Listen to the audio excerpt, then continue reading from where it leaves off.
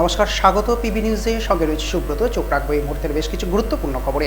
অব্যাহত ভোট পরবর্তী হিংসা। গত ৪ জুন ফল প্রকাশের পর বর্ধমানের ৩৩ নম্বর ওয়ার্ড ভোট পরবর্তী হিংসায় রণক্ষেত্রের চেহারা নিয়েছিল। গত ৫ দিন ধরে ওই এলাকায় ১৪৪ ধারা জারি রয়েছে। বর্ধমান দুর্গাপুর লোকসভা কেন্দ্রের বিজেপি প্রার্থী দিলীপ ঘোষ পরাজিত হতেই তৃণমূল কংগ্রেসের কর্মী সমর্থকরা উল্লাসে মেতে ওঠেন।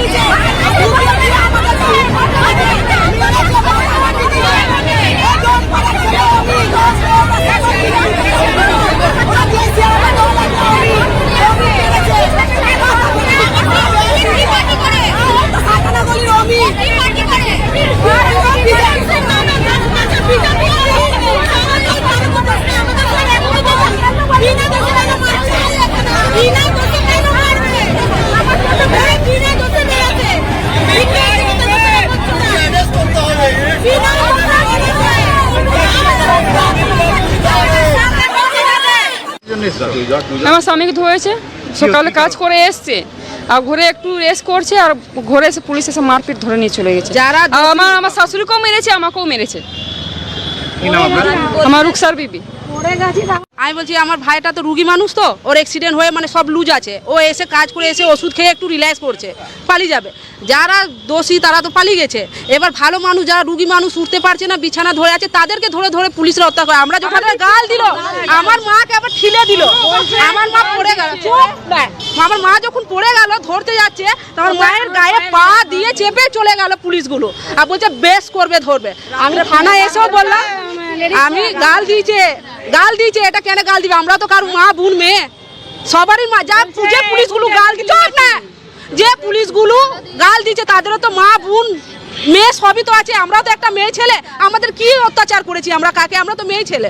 কিন্তু আমাদের যে দাদাটাকে তুলে নিয়ে চলে, আমার ভাইটাকে রুগী ছেলে, আর ওর সঙ্গে আরো দুটো রুগী কিনেছিল, ওই দুটো রুগীকে ছেড়ে দিল। ও ইয়াং আছে বলে ওকে ছাড়ছে না, বলছে রোগ নাই রুগী নাই। তাহলে কি সার্টিফিকেট নিয়ে আসবো আমি ঘর থেকে আমার ভাইয়ের জন্য? কি করবো আমি?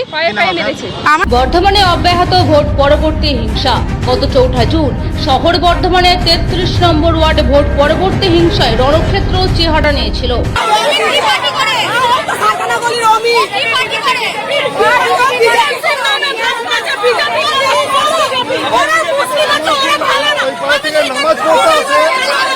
এরপর থেকে ৫ দিন ধরে জারি হয়েছে ১৪৪ ধারা।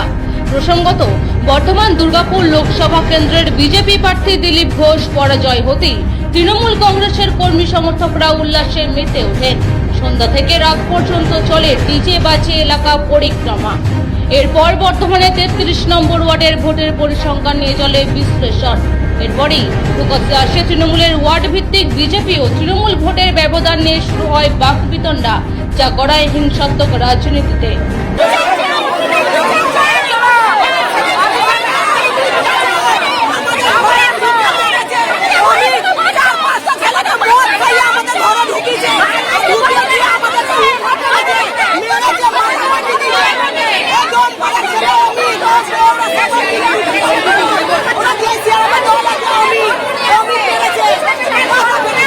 এবং এখান থেকে বিপুল ভোটে আমরা জয়লাভ করেছি। এবার বুঝতেই পারছেন যে আমাদের যে কর্মীরা, তারা অত্যুৎসাহী হয়ে নিজেদের মধ্যে তারা এত উল্লাস এবং উচ্ছ্বাস প্রকাশ করার মুহূর্তে কিছু সামান্য বিষয় নিয়ে তাদের মধ্যে একটু অশান্তি হয়, যেটার ফলস্বরূপ এটা একটু মানে যেহেতু বুঝতেই পারছেন যে তারা এতদিন ধরে খাটাখাটনি করেছে, করতে গিয়ে তাদের মনে এই যে জয় নিয়ে একটা বিশাল উৎসাহ, এটাতে সামান্য একটু ঝগড়া অশান্তি হয়।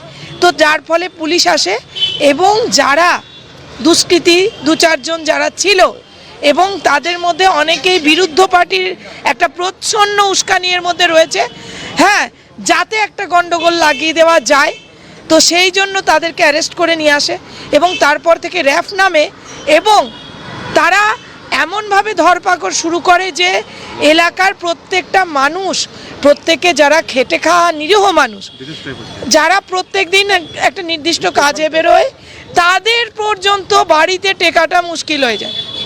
অর্থাৎ এখন যে অবস্থা, পাড়ার লোকে এসে আমাকে বারবার বলছে যে ড্রেন পরিষ্কার হচ্ছে না, জল আসছে না। আরে এই সমস্ত কাজকর্মগুলো যারা থাকে তা তো বেরোতেই পারছে না। তো যাতে পরিবেশটাকে সুষ্ঠুভাবে বজায় রাখা যায় এবং যাদেরকে পুলিশ, অতিরিক্ত পুলিশি একটা তৎপরতা বেড়ে যায়, আমরা বলেছি দেখুন পাড়ার যারা ছেলেদের নিয়ে আমরা বসবো এবং এই জিনিসটা আমরা মিটিয়ে ফেলবো। আপনারা এবার মানে আপনাদের যে ভূমিকা সেটা পালন করেছেন, তার জন্য আপনাদের ধন্যবাদ, কিন্তু এর বেশি আমাদের আর প্রয়োজন নেই। এলাকায় শান্তি ফেরাতে দুষ্কৃতীদের খোঁজে দিনে পুলিশ বাড়ি বাড়ি তল্লাশি চালায়। এলাকাবাসীদের অভিযোগ, রাতের অন্ধকারে পুলিশ বাড়িতে ঢুকে মহিলাদের গালিগালাজ করছে, সেই সাথে নিরপরাধীদের তুলে নিয়ে যাওয়া হচ্ছে। এলাকায় শান্তিপূর্ণ রাখতে ওয়ার্ডের কাউন্সিলর পামেলা চ্যাটার্জি ও যুব সভাপতি শেখ রাজা সহ অন্যান্য ওয়ার্ডের নেতৃত্বরা বর্ধমান থানার দ্বারস্থ হন। দেখুন, এই ঘটনাটা হচ্ছে আমাদের 2-3 দিন আগেকার ঘটনা। হ্যাঁ, আর পুরোটাই হচ্ছে আমাদের ওয়ার্ড, আমাদের যে আশেপাশে পাড়া সেগুলো সব শান্তিপ্রিয় পাড়া। আজ পর্যন্ত কারোর সঙ্গে কোনো রকম কিছু হয়নি, কিন্তু কিছু দুষ্কৃতী যারা মদ্যপান অবস্থায় করে এলাকায় অশান্তি পাকাবার চেষ্টা করছে। আমরা থানার আইসি সাহেবকে বলেছি যারা এই ধরনের ঘটনা ঘটাচ্ছে তাদের বিরুদ্ধে, বা আমরা দরকার পড়লে তাদের নাম আমরা দেবো, তাদের বিরুদ্ধে থানা যেন ব্যবস্থা নেয়। কিন্তু আমরা দেখলাম গত 2 দিন ধরে আমার এলাকা শান্তিপ্রিয় হয়ে রয়েছে। গতকাল দেখলাম একটা নিউজ রাত্রিবেলাতে, সেখানে দেখলাম নাকি রাত 1টা-1:30টার সময় একটা নিউজ হয়েছে সোশ্যাল মিডিয়াতে, ঠিক আছে? তো সেই নিউজটা এলাকার গোটা মানুষ একটা আতঙ্কের মধ্যে পড়ে রয়েছে। কেউ কোথাও পাড়াতে নেই, কোথায় ইট পাটকেল পড়লো, কোথায় কী হলো। যেখানে আমাদের হরিজনের সামনে একটা পুলিশ টিম বসে রয়েছে, যেখানে গোলাপ চাঁদনির সঙ্গের সামনে একটা বসে রয়েছে, যেখানে নূর মসজিদ পাড়ার সামনে আমাদের পুলিশ বসে রয়েছে, সেখানে এই ধরনের ঘটনা ঘটলো কোথা থেকে? তা আমরা গতকালকে যে নিউজটা দেখলাম, এইগুলো হচ্ছে আরও মনে হচ্ছে অশান্তি পাকানোর একটা ষড়যন্ত্র চলছে, কেউ করছে। আমরা মানুষ তখন ভয় খাচ্ছে বেরোতে। দেখুন, স্বাভাবিক, পুলিশ যদি বাড়িতে গিয়ে মানুষের বাড়িতে যায়, হ্যাঁ, এবং বাড়ির পুরুষ, মহিলা এবং বয়স্ক থেকে শুরু করে সবাইকে যদি পুলিশ তুলে নিয়ে আসে, তো মানুষ তো ভয়ভীতি হয়ে ঘরে তো বাইরে থাকতেই হবে। মনে হয় শান্তি ফিরবে। আমরা তো সবসময় শান্তির পক্ষে, এবং আমরা আমাদের ম্যাডাম থেকে শুরু করে আমাদের সমস্ত কর্মী যারা আছে তারা সবসময়, হ্যাঁ, আমাদের উচ্চ নেতৃত্ব যারা আছে তাদের সঙ্গে সবসময় কথা হচ্ছে। আমরা সবসময় শান্তির পক্ষে, আমরাও চাই এলাকায় যেন শান্তিতে থাকে।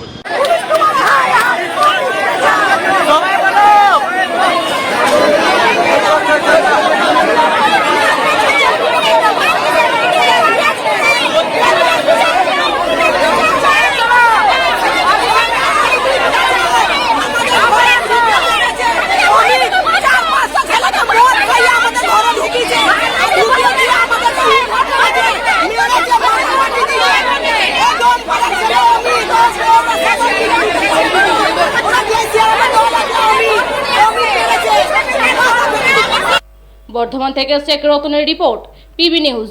ড্রিম লাইফ হসপিটাল, ঠিকানা বর্ধমান রাজ কলেজ মোড়। যে কোনো রকমের চিকিৎসার বিশ্বস্ত প্রতিষ্ঠান ড্রিম লাইফ হসপিটাল খুবই কম খরচে বিশ্বমানের চিকিৎসা প্রদান করে থাকে। উন্নত মানের ওয়ার্ড কেবিন, পরিষ্কার পরিচ্ছন্ন পরিবেশ দ্বারা সুসজ্জিত চিকিৎসা ব্যবস্থা ড্রিম লাইফ হসপিটালে। বিদেশি মেশিন দ্বারা আইসিইউ, অপারেশন থিয়েটার এবং প্যাথোলজি ল্যাব 24 ঘন্টায় নিয়োজিত। এছাড়াও স্বাস্থ্য সাথী কার্ডেও পরিষেবা প্রদান করা হয়।